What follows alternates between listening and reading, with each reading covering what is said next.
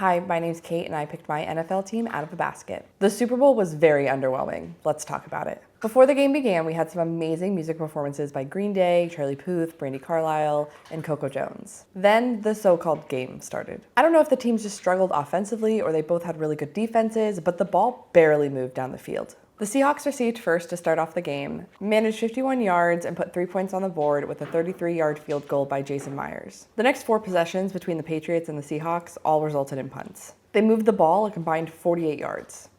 And that was the end of the first quarter. The Patriots went a whopping 5 yards in their first possession in the second quarter. The Seahawks followed that up with a 39-yard field goal, making the score 6-0. More boring punts came after that until the Seahawks made a 41-yard field goal. 9-0. And that was the end of the first half. At this point, we thought Jason Myers deserved to be the MVP, scoring all the points on the board.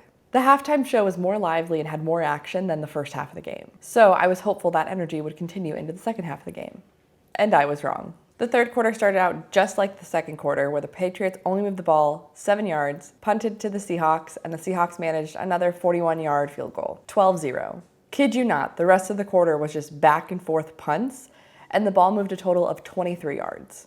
The third quarter ended with Patriots quarterback Drake May being sacked, fumbling the ball, and the Seahawks recovered it. The fourth quarter started out with the Seahawks' first touchdown of the entire game, 19-0. Then to everyone's surprise, the Patriots earned their first points of the game with a 35-yard passing touchdown, 19-7. The Patriots followed that up with an interception on their next possession. The Seahawks did not waste that opportunity and managed a 26-yard field goal, 22-7. The Patriots knew they had to make a big comeback. Instead, they throw another interception that's returned for a touchdown, 29-7.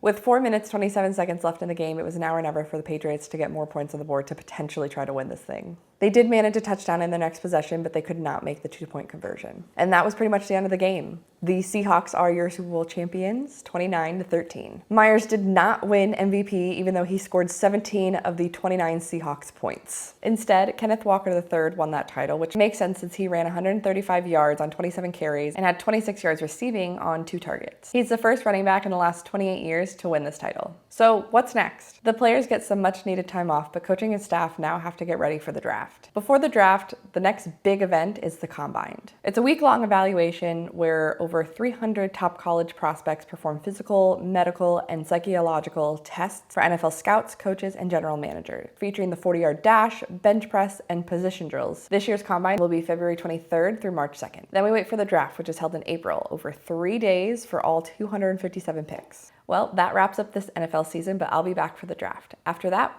we'll see what football brings next. Bye.